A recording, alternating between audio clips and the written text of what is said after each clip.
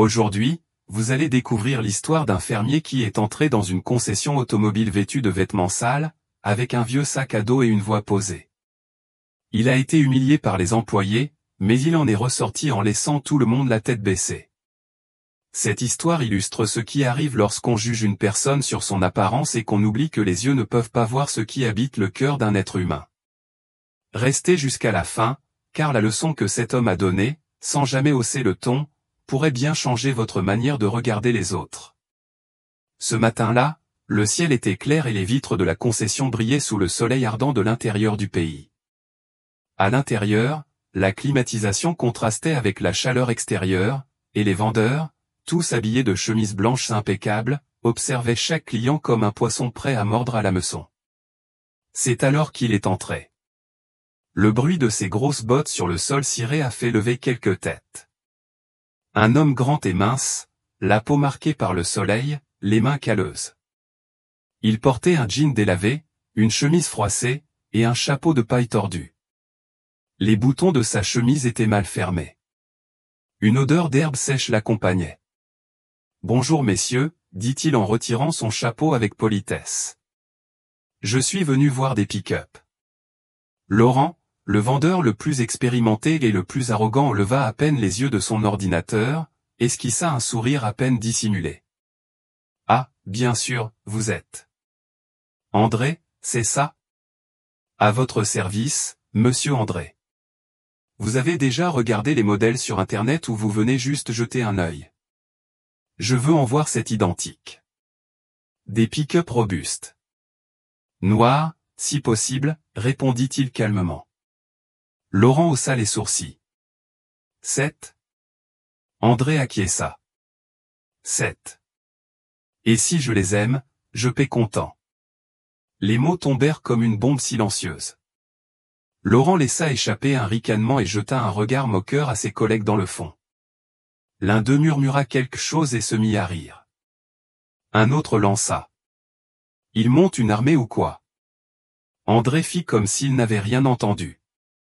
Il ouvrit simplement une pochette et sortit une feuille remplie de notes manuscrites. Son regard balayait la salle d'exposition avec calme, comme quelqu'un qui n'a aucune hâte de convaincre qui que ce soit. C'est alors qu'un jeune vendeur, Gabriel, s'approcha. « Monsieur André, vous souhaitez un café ? Je peux vous montrer les modèles disponibles, avec moteur plus puissant et boîte courte. Vous en aurez l'usage à la ferme ? Je n'ai l'usage que de ceux qui me parlent avec respect, répondit fermement le fermier en le regardant droit dans les yeux. Gabriel esquissa un sourire gêné et l'invita à s'asseoir. Tandis que les autres riaient discrètement au fond, André s'assit avec dignité, sortit une paire de lunettes simples de sa poche et commença, d'une voix basse et posée, à expliquer ce qu'il cherchait. Il n'était pas là pour impressionner, mais pour tenir une promesse. Et même si personne ne le savait encore, ce n'était pas un simple achat, c'était un chapitre d'une histoire qu'il avait attendu 30 ans pour écrire. Pendant que Gabriel lui montrait les modèles avec patience, les regards fusaient dans la salle comme des flèches empoisonnées. Laurent, le plus ancien des vendeurs, faisait semblant de trier des papiers, mais murmurait assez fort pour être entendu. Il veut cette pick-up, bientôt, il demandera un hélicoptère aussi. Les ricanements étouffés des deux autres vendeurs ne passèrent pas inaperçus. Gabriel leur jeta un regard discret, tentant de garder son calme. Il avait l'habitude de ce genre d'atmosphère, mais ce matin-là, quelque chose l'irritait plus que d'habitude. André, de son côté, semblait détaché. Il lisait les brochures, posait des questions techniques avec la précision de quelqu'un qui connaît mieux les chemins de terre que beaucoup ne connaissent l'asphalte. Il voulait tout savoir, le couple moteur, la capacité de charge, la suspension renforcée. « Vous comptez l'utiliser pour le transport lourd ?» demanda Gabriel, curieux. « Ce ne sera pas un cadeau », répondit André sans détourner les yeux de la fiche technique. Gabriel haussa les sourcils, surpris. « Un cadeau ?» André acquiesça, sans donner plus d'explications. C'est à ce moment-là que Laurent s'approcha de la table. Avec un air faussement aimable, il posa les avant-bras et lança. « Monsieur André, ici on travaille avec des commandes réelles, d'accord ? Cette pick-up payée comptant, c'est du sérieux.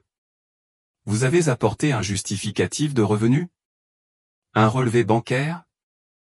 Gabriel intenta de interrompre. Laurent, je suis avec lui. Tout est en ordre, garçon. Je veux juste m'assurer qu'on ne perde pas de temps avec des illusions, répondit-il sans même regarder Gabriel. André le fixa calmement, sortit son portefeuille de la poche arrière et posa sur la table un papier à en-tête de la banque indiquant le solde. Gabriel jeta un coup d'œil discret, les chiffres parlaient d'eux-mêmes. Rien d'imaginaire là-dedans. Laurent se racla la gorge.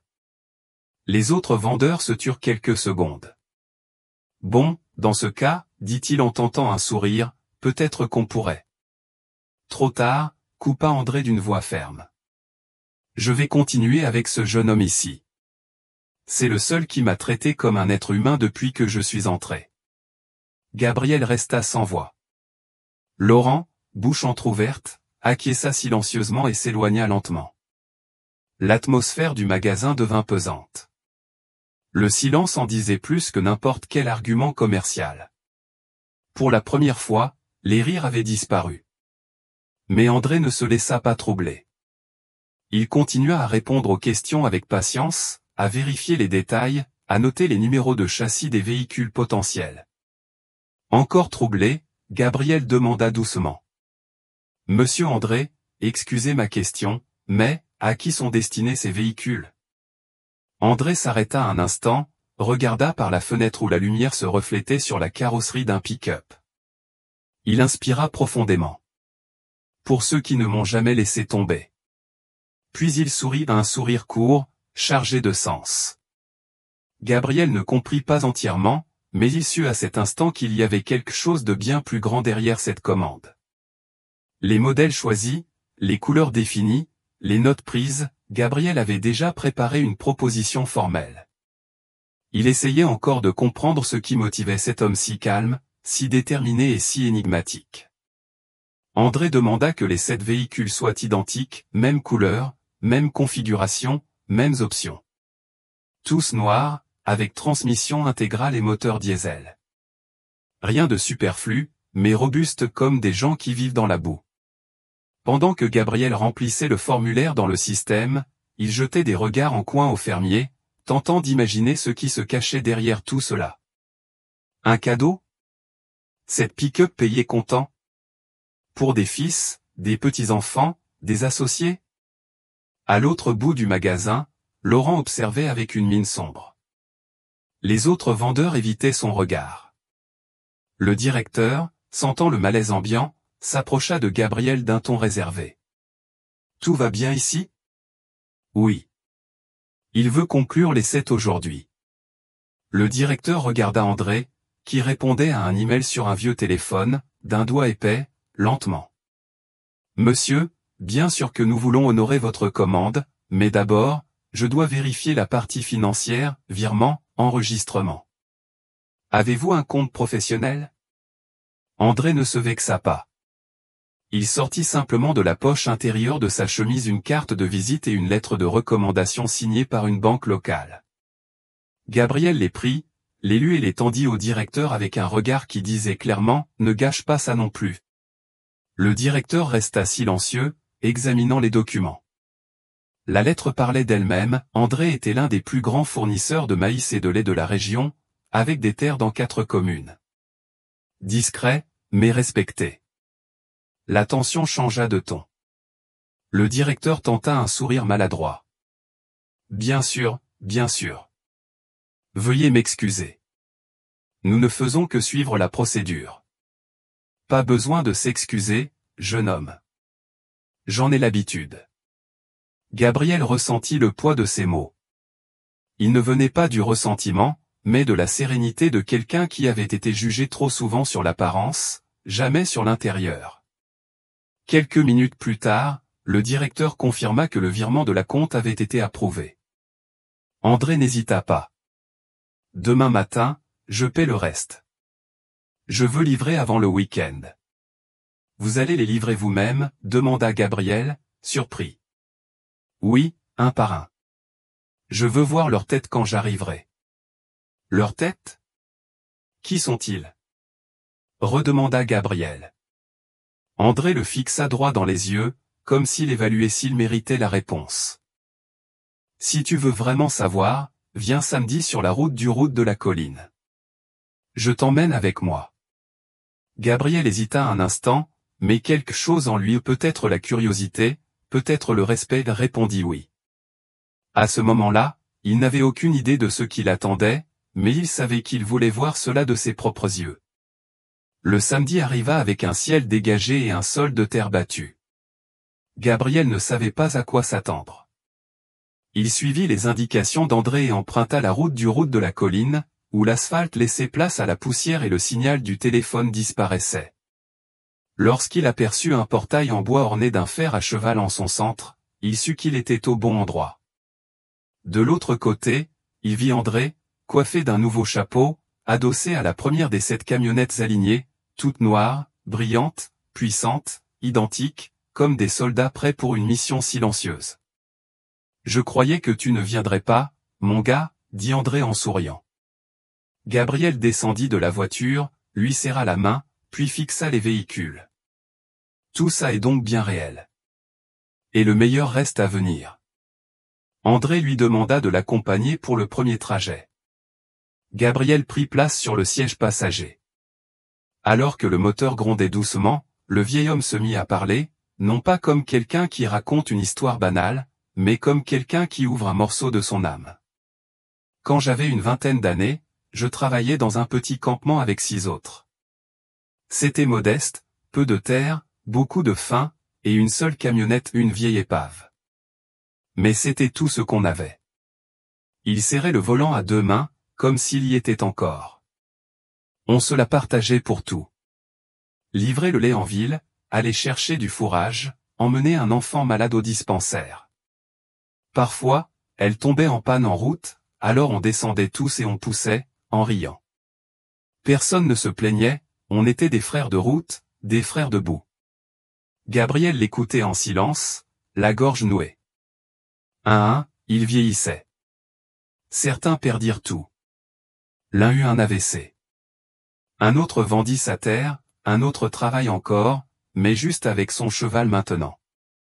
Et vous, demanda Gabriel. Moi, je suis resté. J'ai produit plus, j'ai économisé, mais je n'ai jamais oublié ce qu'ils ont fait pour moi, pour ma famille. C'est pour ça qu'aujourd'hui, chacun va recevoir une de celles-là. Sans prévenir. Juste par gratitude. Ils s'arrêtèrent devant la première maison, une cabane simple avec un perron en planche tordue. Un vieil homme sortit, la chemise ouverte, le visage marqué par les années. Il s'arrêta devant le portail, figé. « To, tu te souviens de moi ? » André. « Je suis venu t'offrir ta camionnette. »« Ma quoi ? » ?»« Une camionnette neuve. Elle est là. Elle est à ton nom. Elle est payée. » Le vieux porta les mains à son visage, chancela. Une femme sortit en pleurant. « C'est une blague ? » ?»« Non. C'est une vieille dette. Je ne paie qu'avec de l'amour. » Gabriel observait la scène, les yeux embués. Et cela se répéta 6 fois. Chaque maison a une histoire. Chaque remise, une étreinte. Chaque clé, un symbole de ce que l'argent ne saurait acheter. Lors de la dernière remise, André s'arrêta devant le 7e pick-up et déclara. « Celui-ci est pour moi. Non pas par vanité, mais pour me rappeler, chaque fois que je le conduirai, que cela vaut la peine de cheminer avec ceux qui ne vous abandonnent pas au bord de la route. » Le lundi suivant, la salle d'exposition de la concession paraissait inchangée. Voitures brillantes, vendeurs tirés à 4 épingles, café servi dans des gobelets en plastique. Mais une rumeur flottait dans l'air. Une vidéo avait commencé à circuler. Simplement réalisée par Gabriel, elle montrait des extraits de la remise des pics UPS. Pas de titres accrocheurs, juste des images, juste la vérité. En quelques heures, la vidéo fit le tour de la ville. Certains reconnurent les visages des hommes qui recevaient les véhicules, les larmes aux yeux. D'autres partageaient la vidéo avec des commentaires comme « Ça, c'est de la vraie gratitude, ou, apprends avec cet homme, France. Dans la concession, les vendeurs qui s'étaient moqués d'André faisaient semblant que tout allait bien. Laurent, en particulier, évitait tout sujet lié à l'affaire, mais c'était impossible d'y échapper. Le directeur entra dans la salle de vente et annonça. La direction a vu la vidéo. Ils ont convoqué Monsieur André pour un hommage. Ce sera cet après-midi. Ici, demanda Laurent, blême. Ici, et devine qui va l'accueillir? Laurent ne répondit pas. Gabriel se leva. Je vais l'accueillir. C'est la moindre des choses. Quand André franchit la porte à 15 heures, rien n'avait changé en lui. Chemise simple, pas tranquille, chapeau bien ajusté. Mais l'ambiance avait changé, silence, respect, regard baissé. Il avança, serein, jusqu'au centre du showroom. Les employés formèrent un cercle. Le directeur entama un discours, mais André leva la main. Pas besoin de tout ça. Je suis juste venu remercier ce jeune homme, là. Il désigna Gabriel. C'est le seul qui m'a regardé dans les yeux sans juger mes chaussures. Gabriel fut visiblement ému. Ses collègues commencèrent à applaudir, certains le visage rouge de honte.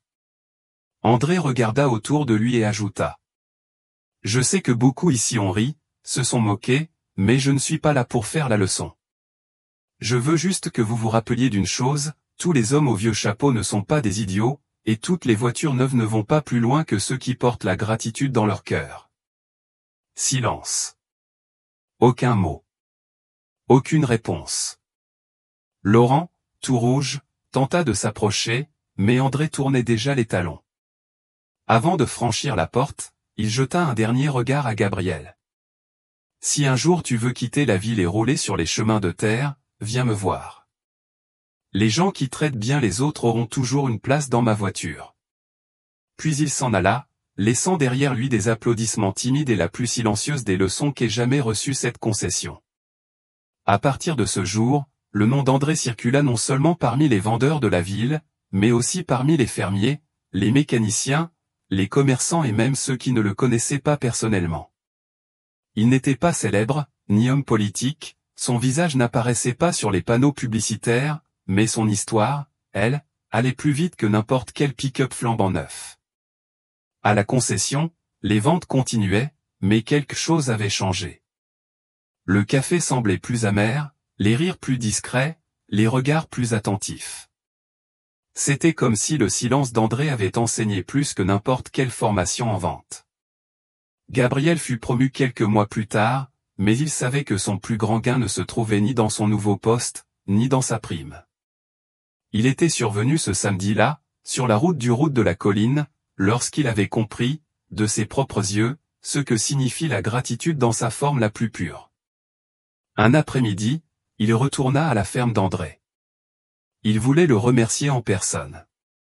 Il arriva à l'improviste, mais fut accueilli comme un vieil ami. « Alors, mon garçon ? T'es venu prendre un café ou marcher dans la poussière ?» plaisanta André avec son éternel sourire calme. « Je suis venu vous dire que votre histoire a changé ma vie, monsieur André. »« Mon histoire ? Allons donc, fiston. J'ai juste tenu parole, c'est tout. La route ne s'arrête pas quand on arrive. Elle continue à travers les gens qui ont marché avec nous. » Les deux hommes s'assirent sous un arbre. Le soleil déclinait lentement, teignant les champs d'orange. Les pics UPS noirs étaient tous là, alignés devant la maison, comme s'ils gardaient en silence les histoires qu'ils avaient transportées. Gabriel les regarda et dit. « Tout le monde se souvient de ceux qui achètent. Mais vous, vous avez fait en sorte que le monde se souvienne de ceux qui ont aidé à construire. » André baissa les yeux, pensif. « Le monde oublie vite, mon fils. Mais quand on construit avec le cœur, même le temps ne peut pas effacer. » Et ce jour-là, avec le vent sur le visage et la poussière de la route encore accrochée au pare-brise, Gabriel comprit. Il existe des flottes qui valent cher, mais aucune ne vaut plus qu'une promesse tenue. Ce n'était pas un simple achat. C'était un hommage silencieux, Un geste de quelqu'un qui n'avait jamais oublié ceux qui avaient poussé le pick-up avec lui quand le monde s'était embourbé. Et toi, qui sont ceux qui ont marché à tes côtés, même lorsque la route n'était que poussière? Dis-le-nous en commentaire, dis-nous ce que cette histoire t'a fait ressentir. Mets un j'aime, partage avec quelqu'un qui compte pour toi, et abonne-toi à la chaîne pour d'autres histoires qui touchent le cœur.